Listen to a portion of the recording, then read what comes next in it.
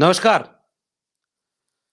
उत्तर प्रदेश में इस समय मैं हूँ और लखनऊ में ही हूँ और लखनऊ से लेकर के कुछ इंडिया गठबंधन की बहुत ज़रूरी बातें आज के वीडियो में आपसे साझा करना है। इंडिया गठबंधन को लेकर के या आने वाले वक्त में चुनाव के सामने राम मंदिर का उद्घाटन हो, इन सब को लेकर के उत्तर प्रदेश इस समय पूरी सियासत का एक केंद्रीय राज्य बन चुका है। बीजेपी का आरएसएस का सबसे जो केंद्रीय एजेंडा है वो राम मंदिर का एजेंडा इस समय बना हुआ है।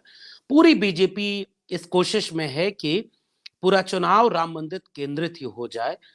पूरी ताकत उन्होंने उसमें लगा रखी है। सारे मीडिया हाउसेस रोज लाइव टेलीकास्ट, घंटों के कार्यक्रम इसी पर हो रहे हैं। अखबारों के विज्ञापन भरे पड़े हैं, खबरें भरी पड़ी हैं कि अब अयोध्या में ये हो रहा है, अयोध्या में यहाँ से गांव से अक्षत आ रहा है, दिवाली मनाया जा रहा है, सब कुछ हो रहा है। यानी पूरी तरह से एक सियासी बिसात बिछ चुकी है और उत्तर प्रदेश में उसको लेकर के पूरी रणनीति काम कर रही है। लेकिन मैं आज इंडिया गठबंधन की अयोध्या और राम को लेकर के जो राजनीति बीजेपी की है उसके सामने क्या रणनीति है, आज के वीडियो में इस पर बात करेंगे। सबसे पहली बात जो इधर बीच निकल कर सामने आ रही है वो ये बात है कि कांग्रेस पार्टी की तरफ से ये बयान आया है कि सोनिया गांधी, मल्लिकार्जुन खड़गे और कांग्रेस पार्टी ने ये फैसला लिया है कि वो राम मंदिर के इस पूरे इवेंट में शामिल नहीं होंगे, क्योंकि उन्होंने ये कहा है कि यह एक पॉलिटिकल इवेंट है, ये एक राजनीतिक इवेंट है और चूंकि ये भारतीय जनता पार्टी की तरफ से सब कुछ किया जा रहा है, इसमें धर्म का सियासी फायदा उठाया जा रहा है, ये एक धार्मिक कार्यक्रम नहीं, एक राजनीतिक कार्यक्रम बन चुका है, इसलिए हम इसका विरोध करते हैं। अखिलेश यादव जो उत्तर प्रदेश में विपक्षी दलों के सबसे बड़े चेहरे हैं, उन्होंने भी ये बात कही है कि कौन निमंत्रण दे रहा है भाई, किसको दे रहे हैं, निमंत्रण देने वाला कौन है, और बीजेपी अगर कोई ये कार्यक्रम कर रही है तो इसका फिर क्या मतलब। और इसको लेकर के ये समझ में आ रहा है कि विपक्षी दलों ने एक बात तो बहुत स्पष्ट समझ ली है कि अगर ये पूरा इवेंट भगवान राम के लिए होता तो चार चार शंकराचार्य इस पूरे इवेंट के खिलाफ नहीं होते। ये चार चार शंकराचार्य ये आरोप नहीं लगा रहे होते कि बीजेपी लगातार इस पूरे मामले का राजनीतिकरण कर रही है और बीजेपी के लिए ये पूरा मामला एक राजनीतिक मुद्दा बन चुका है। अधूरे मंदिर का निर्माण उद्घाटन किया जा रहा है, उसमें बिना पत्नी की पूजा, बहुत सारी चीजें सवाल उठाए जा रहे हैं जो धर्म के लोग उठा रहे हैं, राजनीति के लोग नहीं उठा रहे। लेकिन बड़ी ही चालाकी से मीडिया इन सवालों को नहीं दिखा रहा है और बीजेपी इसका कोई जवाब नहीं दे रही, क्योंकि उसको लगता है कि आम जनता को तो एकदम हमने राम में बना दिया है, राम आएंगे तो अंगना सजाएंगे, पूरा एकदम रील्स पे रील्स बन रही हैं उत्तेजना में और धार्मिक भावना के ओत प्रोत में। तर्क की जगह कहाँ है, संवाद की जगह कहाँ है, इसलिए इस पर न बहस हो रही है टीवी में न कुछ। विपक्षी दलों ने एक रणनीति बनाई है और वो रणनीति ये है कि हम धर्म पर सीधे हमला करने की बजाय इसके बीजेपी द्वारा की जा रही सियासत पर हम सवाल उठाते हुए इस पर चुनौती देंगे और हमारा ये पक्ष है कि हम धर्म का राजनीतिक इस्तेमाल नहीं चाहते, सबका सम्मान करते हैं। इस रणनीति ने कम से कम राम मंदिर मुद्दे के सामने विपक्षी दलों की एक संतुलित सधी हुई रणनीतिक चाल के जरिए एक काट ढूंढने की कोशिश कर ली है। तो मेरा मानना है कि उत्तर प्रदेश की राजनीति में आने वाले दिनों में बेहद दिलचस्प बहुत कुछ देखने को मिल सकता है।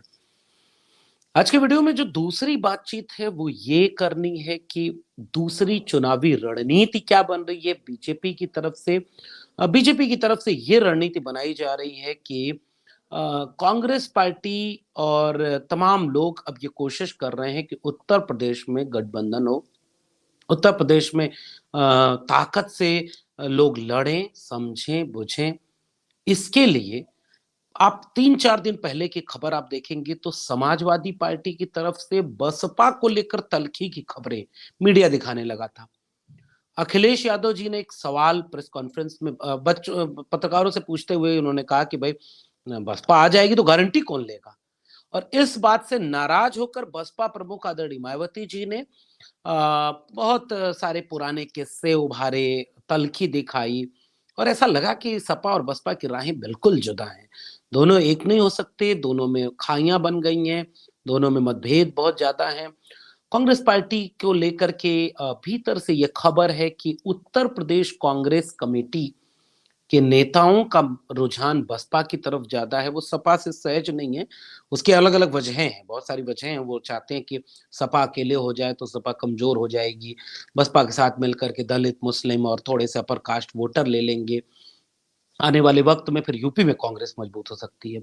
लेकिन दिल्ली की कांग्रेस के नेता और जो लोग पार्टी और संगठन के ऊपर संविधान बचाने के लिहाज से इस चुनाव को देख रहे हैं, वो ये चाहते हैं कि सपा तो उनका सबसे प्रमुख सहयोगी दल है और ये बयान भी आ चुका है कई बार, वो बसपा को भी लाना चाहते हैं। परसों प्रेस कॉन्फ्रेंस के ज़रिए अखिलेश यादव जी ने अपने नेताओं को एक हिदायत दी। जब उन्होंने कहा कि हम हमारी तरफ से, हमारी पार्टी की तरफ से आदरणीय मायावती जी के खिलाफ या उनके ऊपर कोई भी टिप्पणी नहीं होगी। हम उनका सम्मान करते हैं। हम उनका उनके कद का, उनकी राजनीति का सम्मान करते हैं। राजनीतिक सवाल हो सकते हैं, मतभेद हो सकता है, वो एक अलग बात है। उसके बाद से गुंजाइश ये देखने को मिल रही है कि उत्तर प्रदेश में सपा और बसपा को लेकर के एक इंडिया गठबंधन में जुड़ने के रास्ते भी खोजे जा रहे हैं। आज की तारीख में मेरा मानना है कि भारतीय राजनीति के लिहाज से पूरा उत्तर प्रदेश एक केंद्रीय धुरी बन चुका है। उत्तर प्रदेश केंद्रीय मुद्दा है। उत्तर प्रदेश को लेकर के सारी रणनीति, सारी बिसात बिछाई गई है। अयोध्या, मथुरा, काशी तीनों यही है। नरेंद्र मोदी का चुनावी क्षेत्र यही है। आने वाले वक्त में हो सकता है कि उत्तर प्रदेश से बड़े-बड़े वे नेता भी चुनाव लड़ें, जिन्हीं में से कोई देश का प्रधानमंत्री का दावा कर सके और चुनाव अगर जीतते हैं तब उत्तर प्रदेश से ही कोई प्रधानमंत्री बने और उसमें गुंजाइशें तलाशी जा रही हैं और वो गुंजाइश खुद उत्तर प्रदेश के सबसे बड़े दोनों नेता और उनके लिए कहा जा रहा है, चाहे वो अखिलेश यादव हों, चाहे वो मायावती जी हों, दोनों यहां से चुनाव लड़े।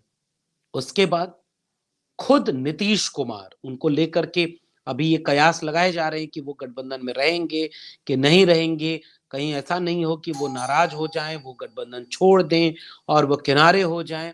लेकिन इंडिया गठबंधन भी इस बात की अहमियत को समझता है कि नीतीश कुमार का साथ रहना कितना जरूरी है।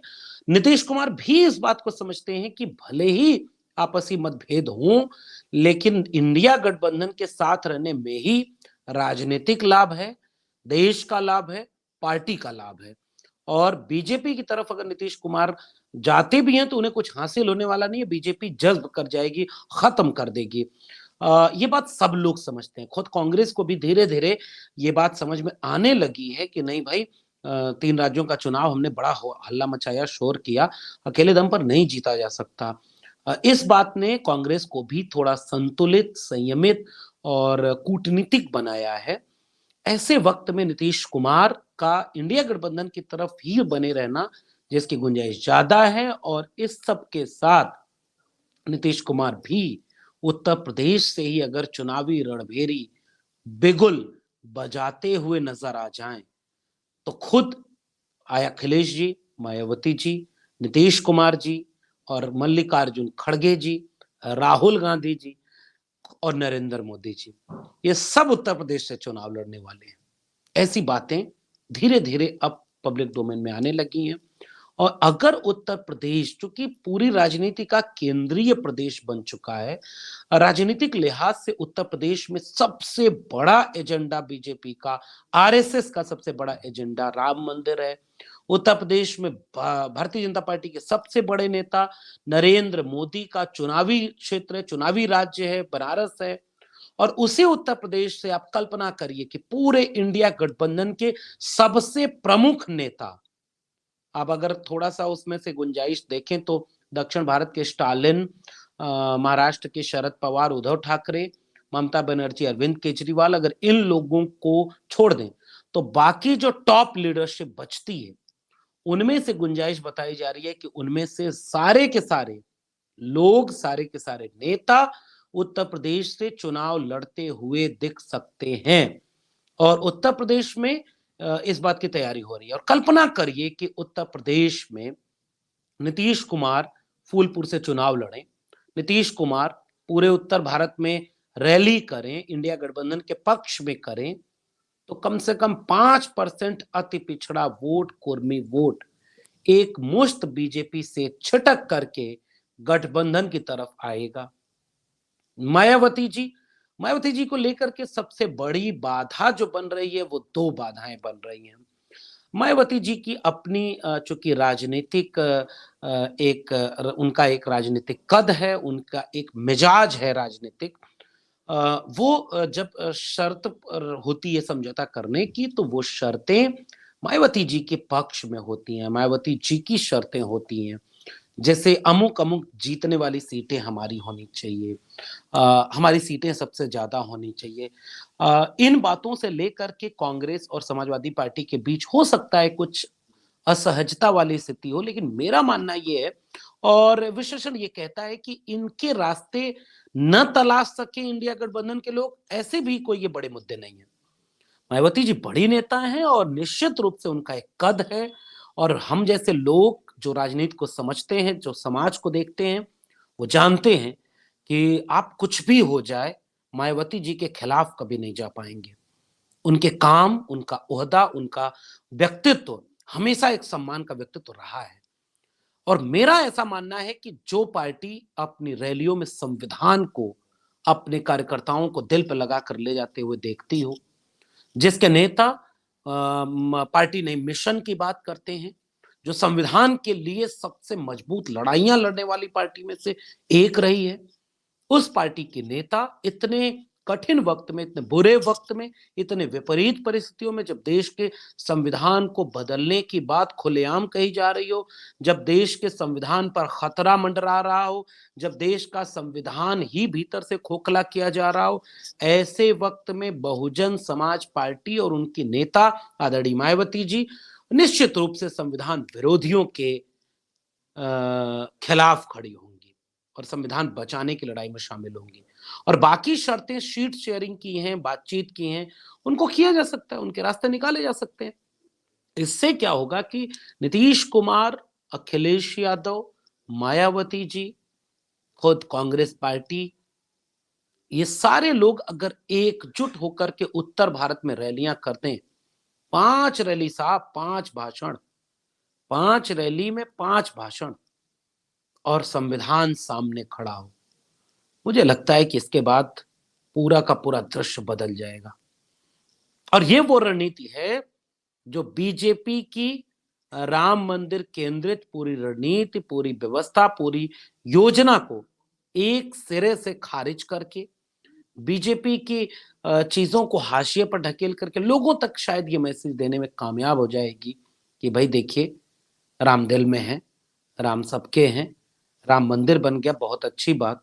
मगर साहब, आप चुनाव जो जीते थे, 2 करोड़ रोजगार प्रति वर्ष पर जीते थे, 15 लाख पर प्रति अकाउंट में आने पर जीते थे, स्मार्ट सिटी, स्मार्ट गांव, बुलेट ट्रेन लाने पर जीते थे, काला धन वापस लाने के लिए के वादे पर जीते थे, और अच्छे दिन बनाने पर और तमाम तरह के विकास के काम करने पर जीते थे। चलिए, मंदिर मंदिर बन गया, हम सम्मान करते हैं उसका। 10 साल का अपना रिपोर्ट कार्ड दीजिए ना, रोजगार कितना दिया, शिक्षा कहाँ है, और महंगाई का क्या हुआ। अगर ये सारे नेता, और खासकर उत्तर प्रदेश में 5 रैलियां, मैं कह रहा हूं केवल 5 रैली, और एक मंच ऐसा सजा है जिस पर एक तरफ से शुरू करिए मायावती जी, अखिलेश जी, नीतीश कुमार जी, खड़गे जी, कल्पना करिए, वो दृश्य सोचिए ना, राहुल गांधी, जयंत चौधरी, चंद्रशेखर आजाद, आजाद समाज पार्टी, देखिए अगर ओम प्रकाश राजभर भी पीछे से आएंगे, आ जाएंगे, कृष्णा पटेल, पल्लवी पटेल, वो उनका दल, महान दल के केशव देव मौर्य, स्वामी प्रसाद मौर्य, आप एक अम्ब्रेला देखिए ना, आइडिया ऑफ इंडिया को बचाने का, संविधान को बचाने का एक अम्ब्रेला। और ये कोई एक ऐसा मंच नहीं होगा जो बीजेपी के राम मंदिर की लहर में या मोदी की लहर में ध्वस्त हो जाएगा। ये मंच ऐसा मंच होगा जो कम से कम जनता तक अपनी बात कहने को मजबूर करेगा, मीडिया को मजबूर करेगा कि वह एक पॉलिटिकल रिलीजियस इवेंट को पूरा कवर करने के बाद फरवरी, मार्च और अप्रैल, ये 3 महीने जब मौसम अपना रंग बदल रहा होगा, जब सियासत के लिए एक अहम पड़ाव सामने आ रहा होगा, जब लोकतंत्र का सबसे बड़ा पर्व सामने आ रहा होगा, देश का मिजाज बहुत कुछ एक इम्तिहान से गुजरने वाला होगा, ऐसे वक्त में उत्तर प्रदेश की सियासत मुझे लगता है कि इस दिशा में करवट लेगी। बिहार की सियासत पर आप नजर रखिए, मन पैर में चोट लगती है तो मंदिर जाओगे कि अस्पताल जाओगे, भूख लगेगी तो मंदिर जाओगे तो रोटी मिलेगी। वहां से ले चलिए, 1 साल में 5 लाख सरकारी नौकरी, जाति जनगणना, सामाजिक न्याय, संविधान, मोहब्बत, प्रेम और एक न्याय समता का भारत। ये नैरेटिव निश्चित रूप से उत्तर प्रदेश की राजनीति को बदलने जा रहा है और उत्तर प्रदेश की राजनीति में इन दिनों इस तरह की सरगर्मियां तेज हैं। अंतिम रूप से यह किस दिशा में जाता है ये तो आने वाला वक्त ही बताएगा। गठबंधन का प्रारूप क्या होगा, गठबंधन का स्वरूप क्या होगा, कौन से दल आएंगे, कौन से बाहर होंगे, इस पर नजर हम भी बनाए रखेंगे। लेकिन अगर इस दिशा में चीजें बदली तो मेरा मानना है कि फिर सियासत बहुत कुछ बदल जाएगी। आपका क्या मानना है नीचे कमेंट बॉक्स में जरूर बताइएगा। फिर मिलते हैं किसी और विशेषण के साथ, तब तक के लिए बहुत बहुत धन्यवाद।